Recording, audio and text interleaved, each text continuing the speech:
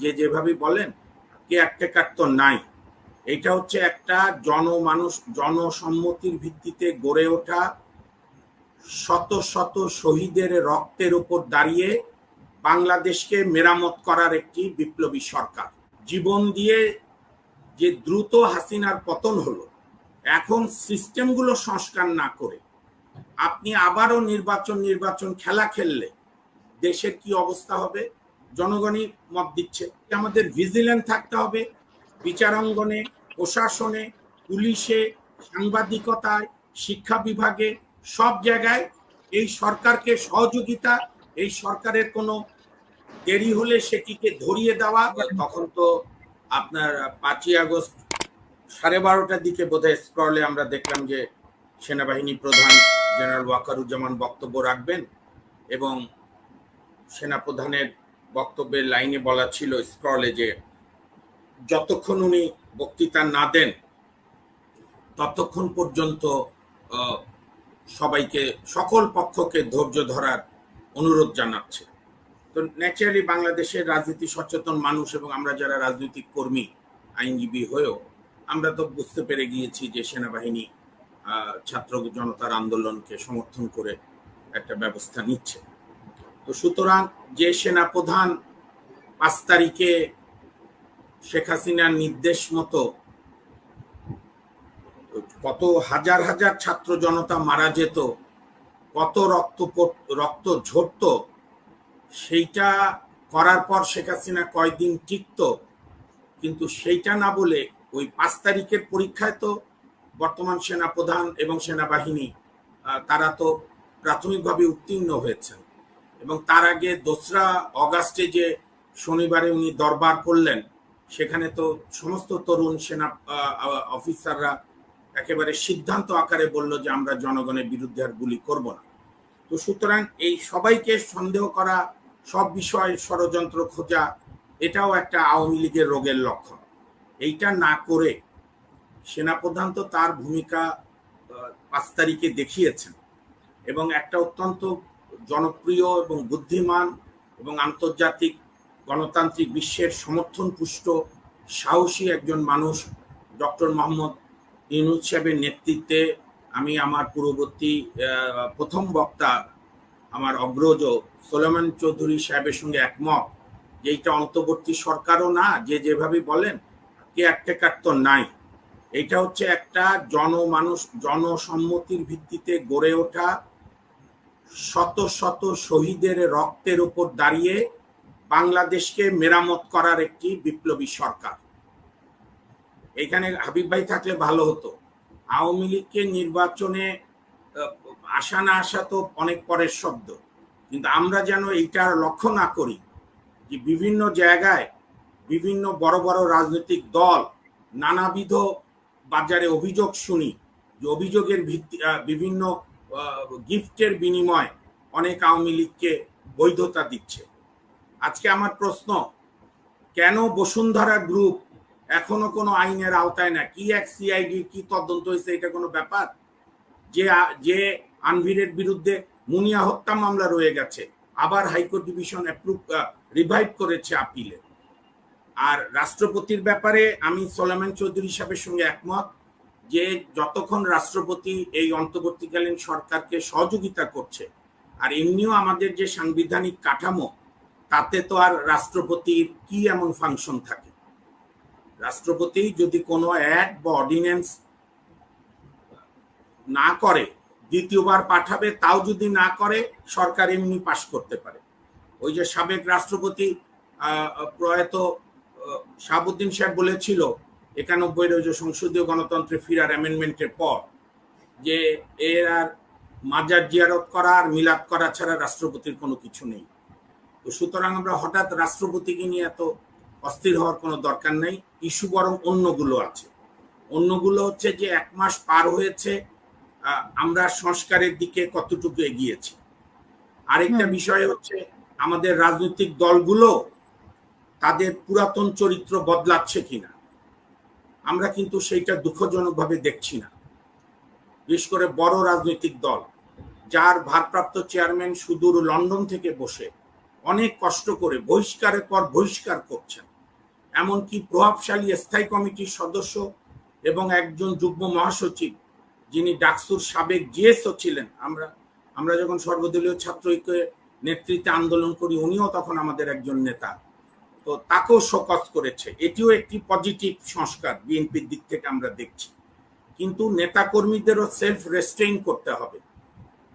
যেখানে 24-এর 7 জানুয়ারি নির্বাচন হওয়ার পরে মানুষ ভেবেই নিয়েছিল যে কয়েক বছর তো হাসিনাই তার ফ্যাসিবাদ চালাবে, সেইখানে আমাদের ছাত্র জনতা এক একজন আবু সাইদ হয়ে বুক পেতে দিয়ে মুগ্ধ, অসংখ্য ছেলে মেয়ে জীবন দিয়ে যে দ্রুত হাসিনার পতন হলো। এখন সিস্টেমগুলো সংস্কার না করে আপনি আবারও নির্বাচন খেলা খেললে দেশের কি অবস্থা হবে জনগণই মত দিচ্ছে।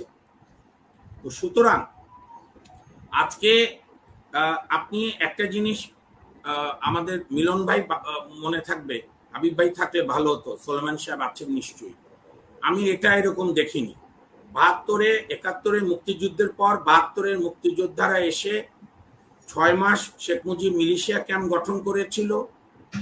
সিরাজুল আলম খানরা মুক্তিযোদ্ধাদের রাষ্ট্রের প্রশাসনে যুক্তর কথা বলল, বিতর্ক হলো, শেখ মুজিব বললেন যে যার প্রফেশনে ফিরে যাও, মিলিশিয়া ক্যাম্প বন্ধ হয়ে গেল এবং পাকিস্তানি স্টাইলি প্রশাসন সবকিছু চলল। পরিণতি আমরা বাকশাল দেখলাম।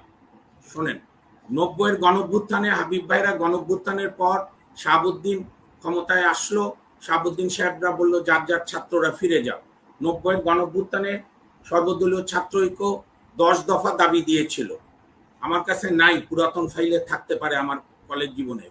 সেই 10 দফা যদি মানত দুই বড় দল, হাবিব ভাইয়ের দল এবং আওয়ামী লীগ, যারা পরবর্তীতে এরশাদকে নিয়ে সরকার গঠন করেছে, এরশাদকে নিয়ে জোট করেছে, তো তাহলে দেশের আজকে এই অবস্থা হতো না। কিন্তু সেদিন আমাদের ছাত্র নেতারাও, সর্বদলীয় ছাত্র ঐক্যের নেতারাও 10 দফা ভুলে গিয়ে বিভিন্ন দল থেকে এমপি মনোনয়ন নিল, কেউ পেল কেউ পেল না, কেউ জিতলো কেউ জিতলো না, ডামাডোলে হারিয়ে গেল।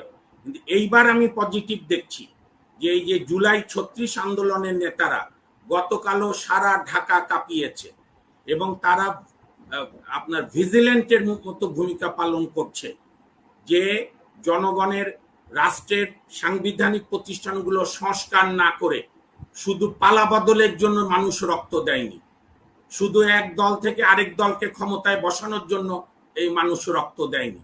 কাজে রাজনৈতিক দলগুলো, যেরকম বিএনপির সংগ্রামী মহাসচিব জননেতা মির্জা ফখরুল ইসলাম আলমগীর প্রথমবার ইউনূস সাহেবের সঙ্গে বৈঠক করে যেরকম বলেছিলেন আগে বিচার পরে নির্বাচন, আমি মনে করি জনগণের সেন্টিমেন্ট হচ্ছে এইটা, আগে বিচার। বিচার মানে মেটাফর অর্থে, অর্থাৎ সংস্কার, শেখ হাসিনাকে দেশে ফিরিয়ে নিয়ে গণহত্যার দায় বিচার করা, যারা সাংবিধানিক প্রতিষ্ঠানগুলো ধ্বংস করেছে তাদের বিচার করা, এবং এই যে গণহারে 300-400 লোক কানাডায় যে আছে তাকেও খুনের আসামি করা, এগুলো পরে হাস্যকর হয়ে যাবে। এগুলো এখনই উচিত এই বিপ্লবী সরকারের মনোযোগ দেওয়া। এবং ইউনূস সাহেব, আমাদের ডক্টর মোহাম্মদ ইউনূস সাহেব যেটা সেদিন বলেছে যে আমরাও খেয়াল রাখছি। আর আপনি যেটা বললেন রাষ্ট্রপতি তো গেল, রাষ্ট্রপতির এটা নিয়ে আমি কোনো জায়গায় কোনো কিছু দেখিনি, উনি কোথাও কোনো দ্বিমত করেছেন এখানে।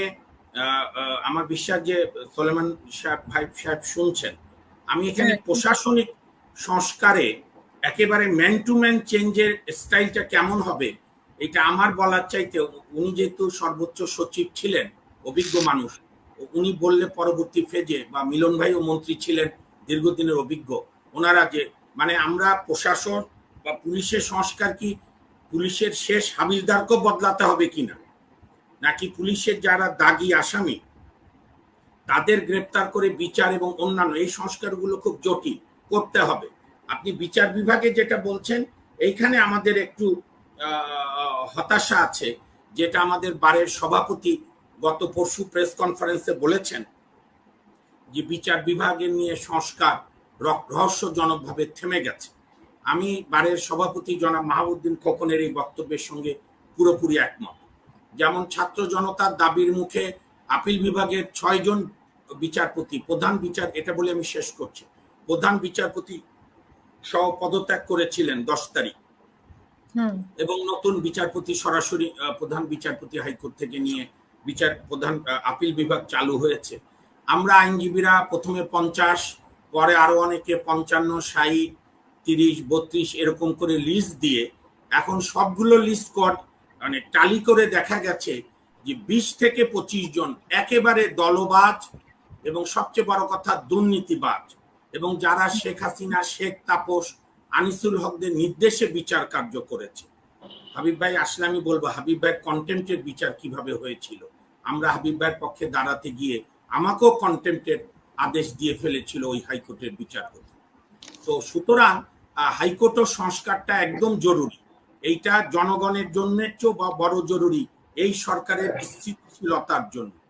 এই সরকার যাতে মানে স্থিরভাবে কাজ করতে পারে, সেইখানে যাতে ফ্যাসিস্টদের অনুগতরা গুরুত্বপূর্ণ জায়গায় না থাকতে পারে, যারা ডিসাইসিভ। ধরেন একটা হাবিলদার তো আর সরকার বদল করতে পারে না, আর যদি সুস্পষ্ট অভিযোগ থাকে সেটা আপনি বিচার করেন।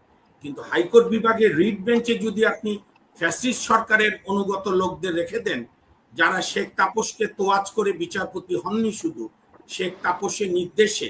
আজকেও দেখলাম বিচারপতি এসকে সিনহা বলেছেন যে শেখ হাসিনা মামলা ঠিক করে দিতেন কোন মামলা কালকে হিয়ারিং হবে। সেই ধাঁচে অভ্যস্ত বিচারপতিদের রেখে আপনি কতটা সংস্কার করবেন, এটা এই সরকারের কল। এবং আমি বিশ্বাস করি সেদিনও আমাদের অনেক বন্ধুপ্রতিম রাজনৈতিক দলগুলো গিয়েছিল, গণফোরাম গিয়েছিল, সেখানে ডক্টর কামাল হোসেন সুব্রত চৌধুরীর এই প্রশ্ন করেছেন, এবং আমাদের সুযোগ্য অন্তর্বর্তীকালীন সরকার প্রধান ডক্টর মোহাম্মদ ইউনূস সাহেব বলেছে যে বিচার বিভাগ সবচেয়ে ক্ষতিগ্রস্ত হয়েছে। আমি মনে করি নিশ্চয়ই ওনাদের প্ল্যান আছে, হয়তো জাতিসংঘ থেকে ওনারা উনি ফিরে এসে এটা হাত দেবে। আমরাও আমাদের দাবি অব্যাহত রাখছি সব সেক্টরে। আমরা যারা আছি, আমি একটা বলি শেষ করি, আমরা কিন্তু কারো কাছে আমাদের অধিকার বন্ধক দিলে, ঠিক যেরকম 72-এ বন্ধক দিয়েছিলাম শেখ মুজিবের কাছে, 91-তে বন্ধক দিয়েছিলাম নির্বাচিত সরকারের কাছে, এইবারও কারো কাছে অধিকার বন্ধক দিলে এই অধিকার লুট হয়ে যায়। কাজে আমাদের ভিজিল্যান্ট থাকতে হবে, বিচারাঙ্গনে, প্রশাসনে, পুলিশে, সাংবাদিকতায়, শিক্ষা বিভাগে, সব জায়গায় এই সরকারকে সহযোগিতা, এই সরকারের কোনো দেরি হলে সেটিকে ধরিয়ে দেওয়া। কারণ এখন বিরোধী দল নাই, এখন আমরাই বিরোধী দল। সাংবাদিক শফিক রহমান সুন্দর বলেছে যে আমরাই বিরোধী দল, জনগণই বিরোধী দল। আপনাদের কোনো ত্রুটি হলে সেটা ধরিয়ে দেওয়া। গণতন্ত্রে কাউকে আনফেটার্ড পাওয়ার দিলে সেই পাওয়ার সবসময় সঠিক চর্চা হয় না।